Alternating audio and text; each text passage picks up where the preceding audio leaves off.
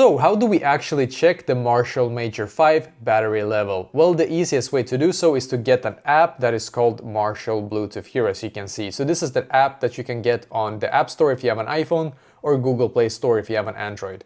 And now what I'm going to do real quick is to connect, of course, my headset to my phone here real quick. So I'm just going to put it into pairing mode here.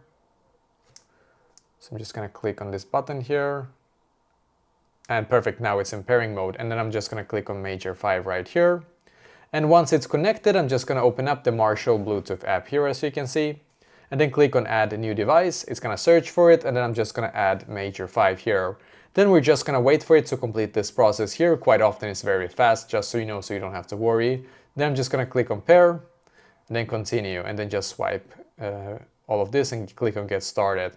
And you can see this is the battery percentage now. You can see 76% here. That's the battery percentage for my Major 5 right here. So this is, in my opinion, the best and easiest way to check the battery level on your Major 5 headphones.